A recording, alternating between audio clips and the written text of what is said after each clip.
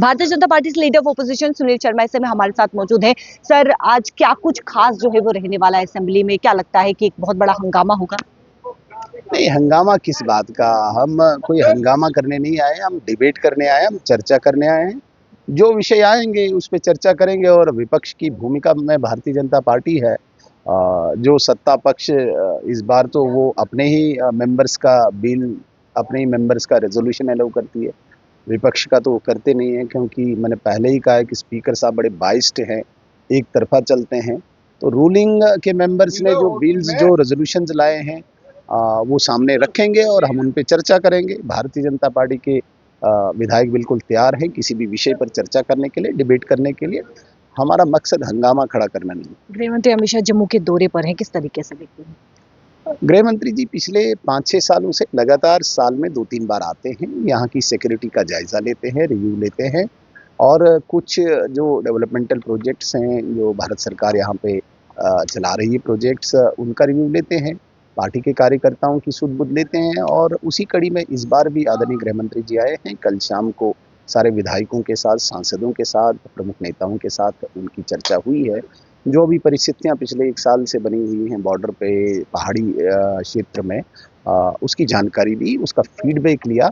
और ये विश्वास भी दिलाया कि नरेंद्र मोदी जी भी बहुत चिंतित हैं, आदरणीय अमित शाह जी खुद भी चिंतित हैं। लेकिन एक स्ट्रॉन्ग स्टेप, जिसे हम रूथलेसली कहेंगे, कि इस आतंकवाद को, इसके सपोर्ट स्ट्रक्चर को कुचलेंगे, ध्वस्त करेंगे, ये विश्वास भी दिलाया।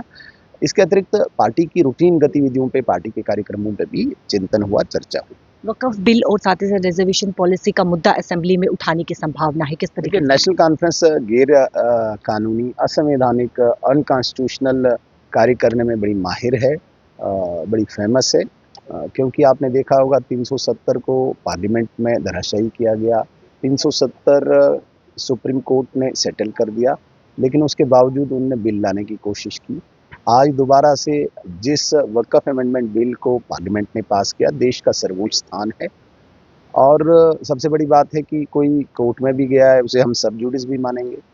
तो एक यूनियन टेरिटरी की असेंबली को किसने इख्तियार दिया यहाँ पे उसको डिस्कस करने का? तो ये अनकॉन्स्टिट्यूशनल है, असंवैधानिक है।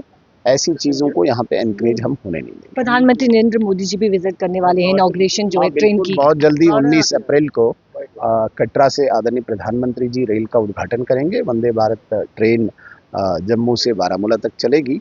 ये एक स्वप्न था स्वर्गीय अटल बिहारी वाजपेयी जी का, जो आज साकार हो रहा है। बहुत बहुत शुक्रिया बातचीत करने के लिए। थे हमारे साथ भारतीय जनता पार्टी से leader of opposition Sunil Sharma. आज संभावना है जिस प्रकार से असेंबली में हंगामा होने की, वहीं पर गृह मंत्री अमित शाह भी इस समय जम्मू के दौरे पर हैं और प्रधानमंत्री नरेंद्र मोदी भी जो है वो विजिट जो है वो करने वाले हैं, जहाँ पे वो ट्रेन का जो है, यानी कि जो कटरा से कश्मीर घाटी की तरफ ट्रेन रवाना होगी, उसका इनॉग्रेशन जो है वो करेंगे, हरी झंडी दिखाएंगे। कैमरा पर्सन संजय के साथ शिल्पा शर्मा, जम्मू।